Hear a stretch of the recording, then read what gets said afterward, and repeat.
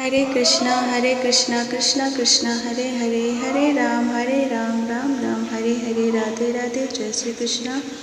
आज मैं आपको परिवर्तिनी एकादशी व्रत कथा सुनाने जा रही हूँ। चातुर्मास का दूसरा महीना आरंभ हो चुका है। पौराणिक कथा के अनुसार चातुर्मास की शुरुआत होते ही भगवान विष्णु पाताल लोक में विश्राम पर चले जाते हैं।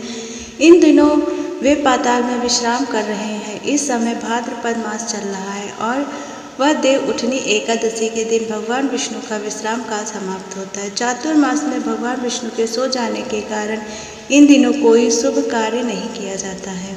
इस विश्राम के दौरान जब पाताल लोक में भगवान विष्णु करवट बदलते हैं तो उसे परिवर्तिनी एकादशी कहा जाता है। हिंदू धर्म में एकादशी का बड़ा महत्व है।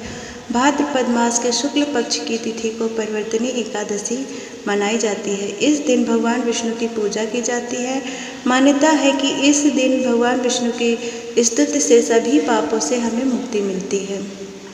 परिवर्तिनी एकादशी को पार्श्व एकादशी या पद्मा एकादशी भी कहा जाता है। इस दिन व्रत करने से जीवन में आने वाली बाधाओं को दूर करने में सहायक माना जाता है। भगवान विष्णु के साथ साथ इस दिन माता लक्ष्मी जी की पूजा अर्चना भी की जाती है। एकादशी का व्रत एक दिन पहले सूर्यास्त से शुरू होकर एकादशी के अगले दिन सूर्यास्त के बाद तक रखा जाता है। पारण के शुभ मुहूर्त में ही पारण करने पर व्रत का फल मिलता है।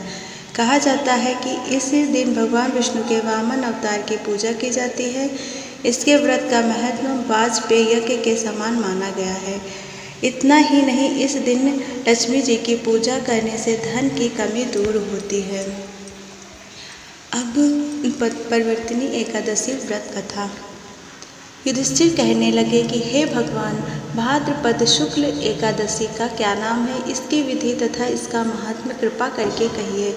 तब भगवान श्री कृष्ण कहने लगे कि इस पुण्य, स्वर्ग और मोक्ष को देने वाली तथा सब पापों का नाश करने वाली उत्तम वामन एकादशी का महात्म्य मैं तुमसे कहता हूँ। तुम ध्यानपूर्वक सुनो। यह पद्मा परिवर्तिनी एकादशी जयंती एकादशी भी कहलाती है। इसका यज्ञ करने से वाजपेय यज्ञ का फल मिलता है। पापियों के पाप नाश करने के लिए इससे बढ़कर कोई उपाय नहीं। जो मनुष्य इस एकादशी के दिन मेरी वामन रूप की पूजा करता है उससे तीनों लोक पूज्य होते हैं। अतः मोक्ष की इच्छा करने वाले मनुष्य इस व्रत को अवश्य करें। जो कमल नयन भगवान का कमल से पूजन करते हैं वे अवश्य भगवान के समीप जाते हैं। जिसने भाद्रपद शुक्ल एकादशी को व्रत और पूजन किया उसने ब्रह्मा विष्णु सहित तीनों लोगों को पूजन किया। अतः हरिवासर अर्थात एकादशी का व्रत अवश्य करना चाहिए। इस दिन भगवान करवट लेते हैं, इसलिए इसको परिवर्तिनी एकादशी भी कहते हैं। भगवान के वचन सुनकर युधिष्ठिर बोले कि हे भगवान, मुझे अति संदेह हो रहा है कि आप किस प्रकार सोते हैं और करवट लेते हैं तथा किस तरह राजा बलि को बांधा और वामन रूप रखकर क्या क्या लीलाएं की। चातुर्मास के व्रत की क्या विधि है तथा आपके शयन करने पर मनुष्य का क्या कर्तव्य है, सो आप मुझसे विस्तार में बताइए। श्री कृष्ण कहने लगे कि हे राजन, अब आप सब पापों को नष्ट करने वाली कथा का श्रवण करें। त्रेता युग में बलि नामक एक दैत्य था। वह मेरा परम भक्त था। विविध प्रकार के वेद सूक्तों से मेरा पूजन किया करता था और नित्य ही ब्राह्मणों का पूजन तथा यज्ञ के आयोजन करता था। लेकिन इंद्र से द्वेष के कारण उसने इंद्रलोक तथा सभी देवताओं को जीत लिया। इस कारण सभी देवता एकत्र होकर सोच विचार कर भगवान के पास गए। बृहस्पति सहित इंद्रादिक देवता प्रभु के निकट जाकर और नतमस्तक होकर वेद मंत्रों द्वारा भगवान का पूजन और स्तुति करने लगे।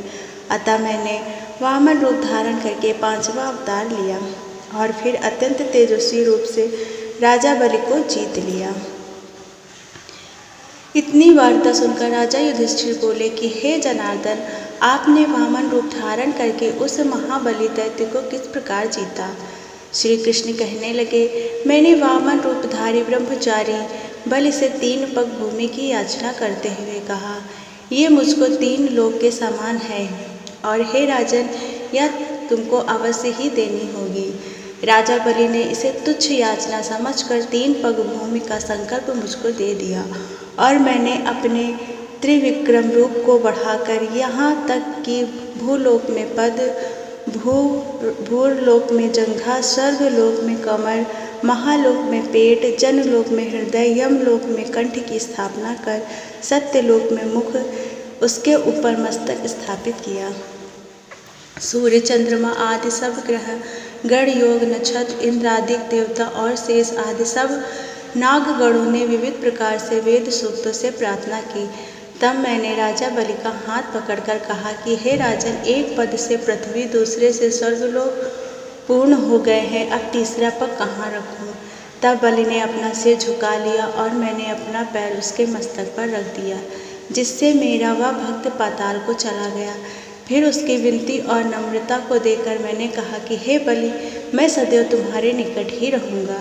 विरोचन पुत्र बलि से कहने पर भाद्रपद शुक्ल एकादशी के दिन बलि के आश्रम पर मेरी मूर्ति स्थापित हुई। इसी प्रकार दूसरी क्षीर सागर में शेषनाग के पृष्ठ पर हुई। हे राजन, इस एकादशी को भगवान शयन करते हुए करवट लेते हैं, इसलिए तीनों लोकों के स्वामी भगवान विष्णु का उस दिन पूजन करना चाहिए। इस दिन तांबा, चांदी, चावल और दही का दान करना उचित है। रात्रि को जागरण अवश्य करना चाहिए। जो विधि पूर्वक इस एकादशी का व्रत करते हैं वे सभी पापों से मुक्त होकर स्वर्ग में जाकर चंद्रमा के समान प्रकाशित होते हैं और यश पाते हैं। जो पाप नाशक इस कथा को पढ़ते या सुनते हैं उनको हजारों अश्वमेध यज्ञ का फल प्राप्त होता है। इस तरह परिवर्तिनी एकादशी व्रत कथा समाप्त हुई। बोलते विष्णु भगवान की जय, बोलते कृष्ण भगवान की जय। राधे राधे।